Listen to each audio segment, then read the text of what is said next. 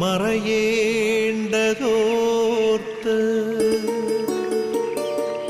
ചന്ദ്രനക്ഷത്രാദികൾ വിതുമ്പുമ്പോൾ മാറ്റമില്ലാതെങ്ങും വിരാജിക്കും ദൈവമേ, അങ്ങയെ വാഴ്ത്തുന്നു ഞങ്ങൾ. ഉദിച്ചെങ്ങും പ്രഭതൂകും പാരിലെ സൂര്യരശ്മിയേക്കാൾ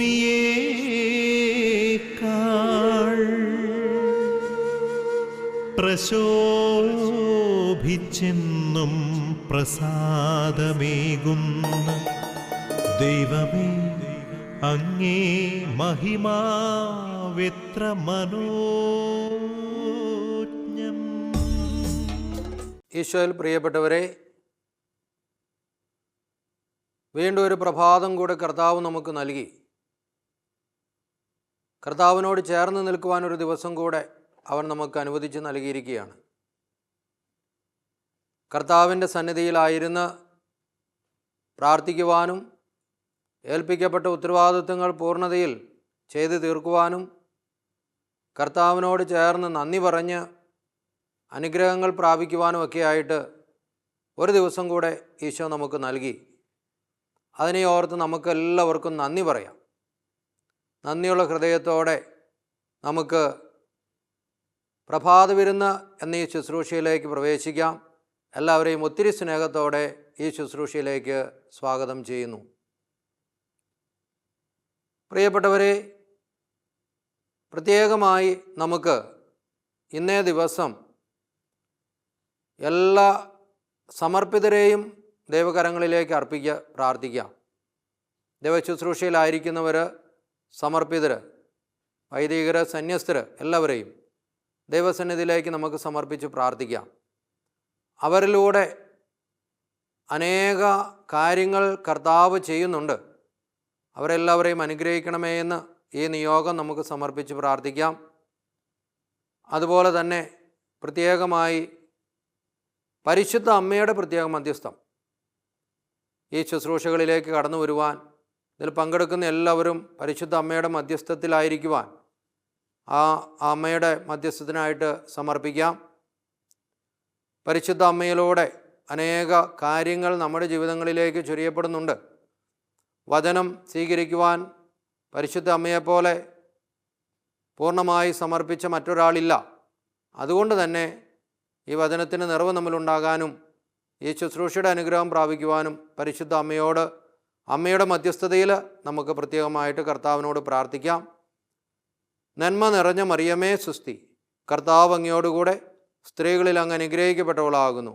അങ്ങയുടെ ഉദരത്തിൻ ഫലമായി ഈശോ അനുഗ്രഹിക്കപ്പെട്ടവനാകുന്നു.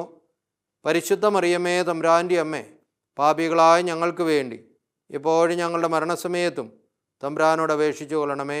ആമേൻ. പരിശുദ്ധാത്മാവായ ദൈവത്തെ വിളിച്ച് നമുക്ക് പ്രാർത്ഥിക്കാം. പരിശുദ്ധാത്മാവായ ദൈവമേ, വചനം സ്വീകരിക്കുവാൻ തക്കവിധം ഞങ്ങളുടെ ഹൃദയങ്ങളെയും മനസ്സുകളെയും അങ്ങ് ഒരുക്കണമേ എന്ന് പ്രാർത്ഥിക്കാം. വചനത്തിൻ്റെ പൂർണ്ണത പ്രാപിച്ച് സ്നേഹത്തിൽ വസിക്കുവാൻ തക്കവിധം പരിശുദ്ധാത്മാവേ ഞങ്ങളിലെല്ലാവരിലും നിറയണമേ. പ്രാർത്ഥനയോടെ ഈശോയുടെ തിരുവചനം ശ്രവിക്കുവാനായി നമുക്ക് ഒരുങ്ങാം. പരിമളത്തിനുറവയാം നറുസൗരഭ്യമാകട്ടെ ഞങ്ങളുമീ മണ്ണിൽ. തിമോത്തിയോസിന് എഴുതിയ 1-ാം ലേഖനം 6-ാം അധ്യായം 6-ാം തിരുവചനം. തിമോത്തിയോസിന് എഴുതിയ 1-ാം ലേഖനം 6-ാം അധ്യായം 6-ാം തിരുവചനം. ഉള്ളതുകൊണ്ട് തൃപ്തിപ്പെടുന്നവന് ദൈവഭക്തി വലിയൊരു നേട്ടമാണ്. ഉള്ളതുകൊണ്ട് തൃപ്തിപ്പെടുന്നവന് ദൈവഭക്തി വലിയൊരു നേട്ടമാണ്. അപ്പോൾ ഉള്ളതുകൊണ്ട് തൃപ്തിപ്പെടുക എന്ന് പറയുമ്പോൾ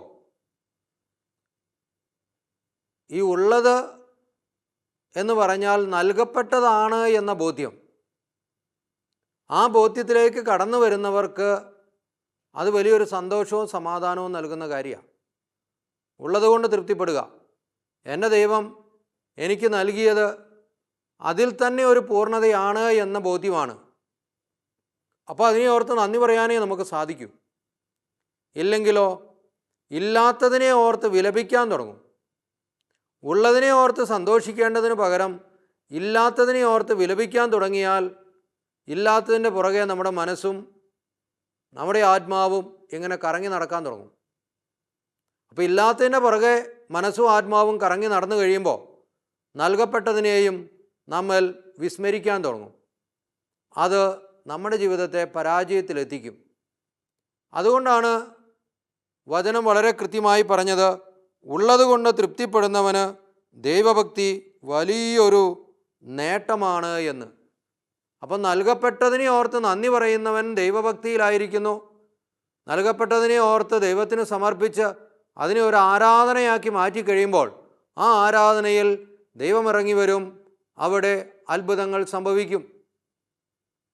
നൽകപ്പെട്ടതിനെ ദൈവകരങ്ങളിലേക്ക് സമർപ്പിച്ച് അതിനെ ദൈവത്തിന് സമർപ്പിച്ച് ആരാധിക്കാൻ തുടങ്ങുമ്പോൾ ആ ആരാധനയിൽ ദൈവം ഇറങ്ങി വരും.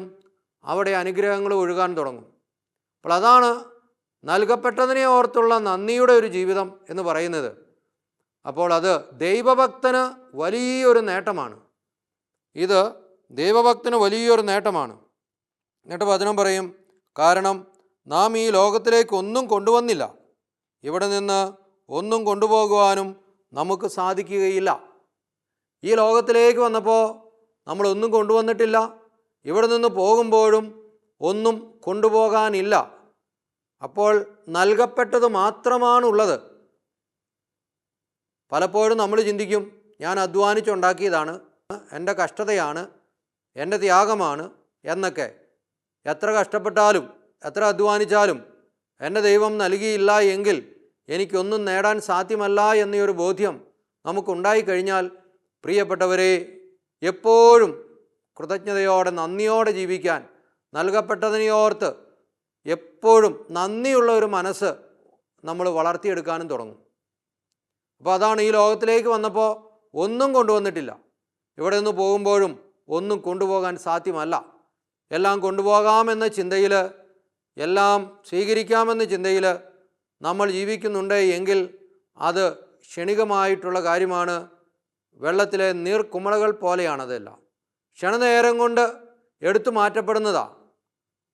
അപ്പോൾ പ്രിയപ്പെട്ടവരെ, ഈ ലോകത്തിൽ നിന്നൊന്നും കൊണ്ടുപോകാൻ പറ്റൂല. എന്നാൽ ഈ ലോകത്തിലായിരിക്കുന്ന നമുക്ക്, ഈ ലോകത്തിൽ നാം ചെയ്ത നന്മകൾ അത് നമുക്ക് മുൻപേ പോവും. നമ്മൾ പോകുമ്പോഴൊന്നും കൊണ്ടുപോകില്ല. എന്നാൽ നാം ചെയ്ത പുണ്യങ്ങൾ, നാം ചെയ്ത നന്മകൾ നമുക്ക് മുൻപേ തന്നെ യാത്രയായിട്ടുണ്ട്. എവിടേക്കാണ്?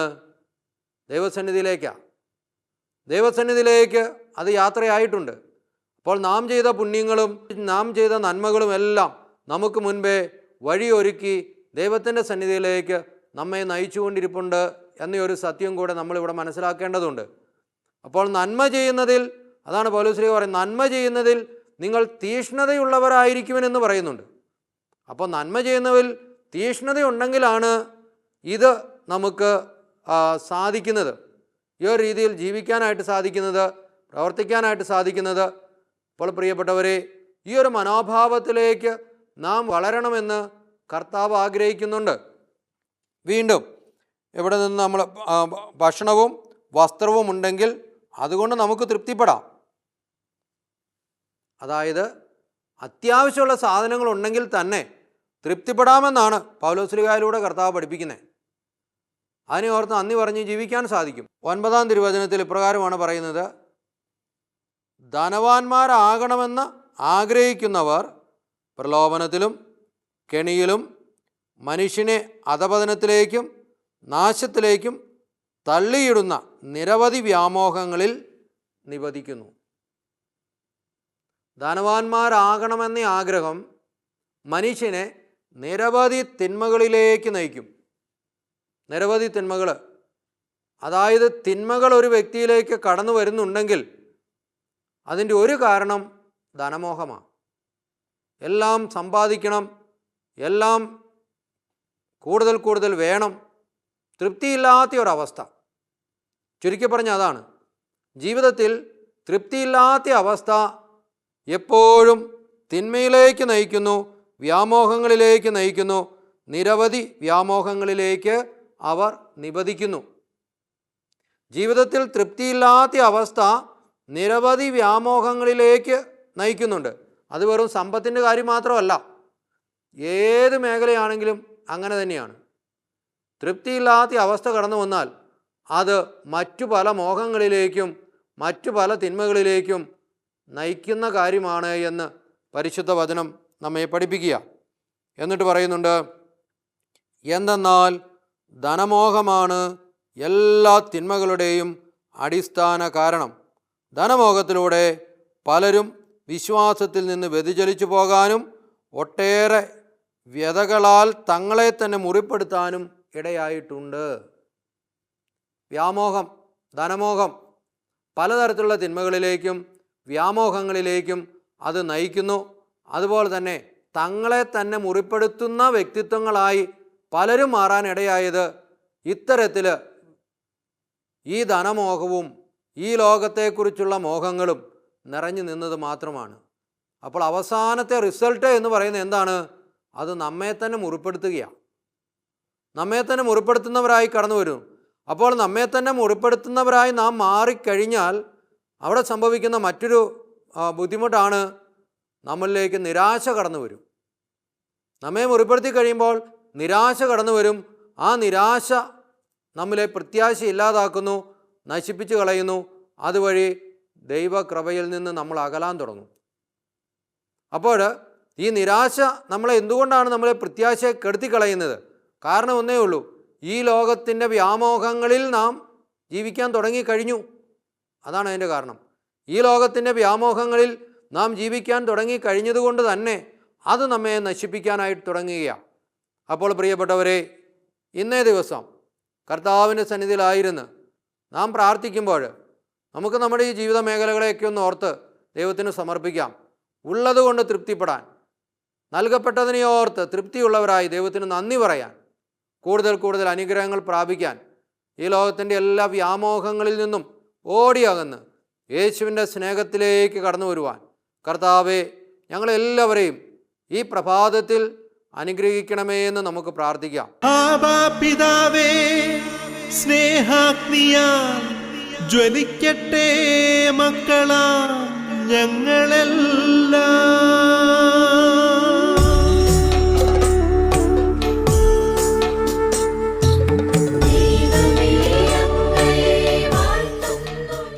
പ്രാർത്ഥനയോടെ നമ്മുടെ ജീവിതങ്ങളെ ഈശോയ്ക്ക് സമർപ്പിക്കാം. നമുക്ക് പ്രാർത്ഥിക്കാം. കണ്ണുകളടച്ച് കരങ്ങൾ കൂപ്പി പ്രത്യേകമായ ഇന്നത്തെ നിയോഗം നമുക്ക് ഓർക്കാം. എല്ലാ സന്യാസ സമർപ്പിതരെയും വൈദികരെയും ദൈവ ശുശ്രൂഷയിലായിരിക്കുന്നവരെയും നമുക്ക് ഓർത്ത് സമർപ്പിക്കാം. അവരെല്ലാവരെയും അനുഗ്രഹിക്കണമേ എന്ന് പ്രാർത്ഥിക്കാം. ത്യാഗത്തോടെ, തീഷ്ണതയോടെ സർവസമ്പന്നനായ കർത്താവിനോട് ചേർന്ന് നിന്ന് ശുശ്രൂഷയിൽ അനേകരെ ദൈവകൃപയിലേക്ക് നയിക്കുവാൻ തക്കവിധം ഈശോയെ അവരെല്ലാവരെയും അനുഗ്രഹിക്കണമേ എന്ന് നമുക്ക് പ്രാർത്ഥിക്കാം. അതുപോലെ തന്നെ നമ്മുടെ നിയോഗങ്ങളും കർത്താവിന് സമർപ്പിക്കാം. പരിശുദ്ധ അമ്മയോട് ചേർന്ന് അമ്മയുടെ വിമല ഹൃദയത്തിന് പ്രത്യേകമായിട്ട് നമുക്ക് സമർപ്പിക്കാം. അമ്മയുടെ മധ്യസ്ഥം നമുക്ക് യാചിക്കാം. സകല മാലാഖമാരോടും, പ്രത്യേകിച്ച് നമ്മുടെ കാവൽ മാലാഖമാർ, അതുപോലെ തന്നെ സകല വിശുദ്ധർ, അവരുടെ എല്ലാം മധ്യസ്ഥം യാചിക്കാം. നമ്മുടെ പേരിൻ്റെ കാരണഭൂതരായ വിശുദ്ധർ, അവരെ പ്രത്യേകമായിട്ട് നമുക്ക് ഓർത്ത് അവരുടെയൊക്കെ മധ്യസ്ഥത്തിന് വേണ്ടിയിട്ട് നമുക്ക് പ്രാർത്ഥിക്കാം, സമർപ്പിക്കാം. അതുപോലെ തന്നെ പ്രത്യേകമായി മരിയം കൂടാരങ്ങളിലൊക്കെ ആയിരുന്ന് പ്രാർത്ഥിക്കുന്ന അനേകരോട് ചേർന്ന് ഇന്ന് നമുക്കും പ്രാർത്ഥിക്കാം.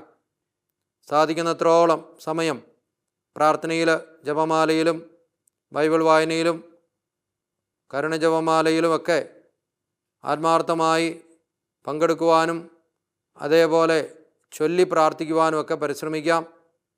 ഇടവകയുടെ വിശുദ്ധന പ്രത്യേകം ഓർക്കാം. ഇടവകയുടെ വിശുദ്ധരിലൂടെ നൽകപ്പെട്ട അനുഗ്രഹങ്ങൾ നമുക്ക് സ്വീകരിക്കാം. അവരുടെ മധ്യസ്ഥം നമുക്ക് യാചിക്കാം. പ്രാർത്ഥനയോടെ എല്ലാ നിയോഗങ്ങളും ഈശോയുടെ സന്നിധിയിലേക്ക് സമർപ്പിക്കാം. കർത്താവേ, ഞങ്ങളെയും ഞങ്ങളുടെ എല്ലാ നിയോഗങ്ങളെയും ആശീർവദിക്കണമേ എന്ന് പ്രാർത്ഥനയോടെ ഈശോയുടെ ആശീർവാദത്തിനായിട്ട് നമുക്ക് ഒരുങ്ങാം.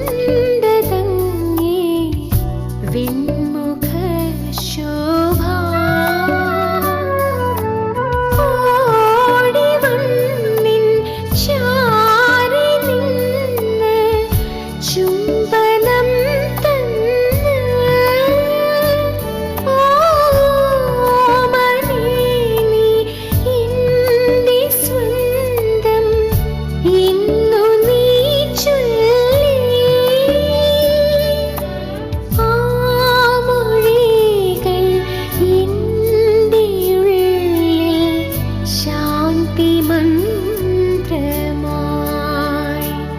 ഞാൻ പൂർണ്ണ ബിന്ദുവായി ഞാൻ തേടിയതെല്ലാം നേടേണ്ടതല്ലെന്നും ഞാൻ നേടിയതെല്ലാം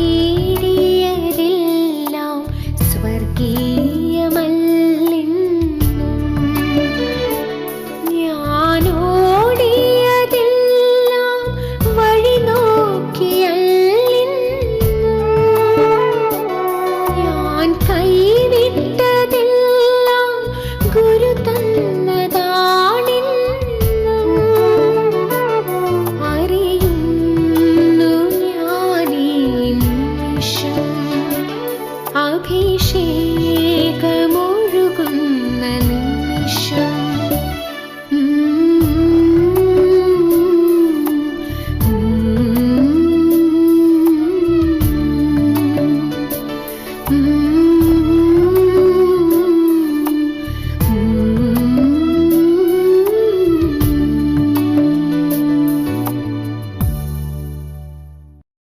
പിതാവിൻ്റെയും പുത്രൻ്റെയും പരിശുദ്ധാത്മാവിൻ്റെയും നാമത്തിൽ നമുക്ക് ആശീർവാദത്തിനായിട്ട് ഒരുങ്ങാം.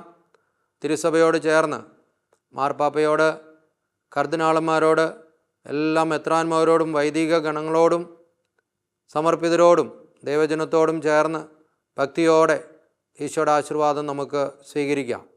നമ്മുടെ കർത്താവായ ഈശോമിശിഹായുടെ കൃപയും പിതാവായ ദൈവത്തിൻ്റെ സ്നേഹം പരിശുദ്ധാത്മാവിൻ്റെ സഹവാസം നാം എല്ലാവരോടും കൂടി ഉണ്ടായിരിക്കട്ടെ, ഇപ്പോഴും എപ്പോഴും എന്നേക്കും. ആമേൻ. സന്തോഷത്തിൻ്റെ ഒരു ദിവസം എല്ലാവർക്കും ആശംസിക്കുന്നു. ഈശോ എല്ലാവരെയും അനുഗ്രഹിക്കട്ടെ.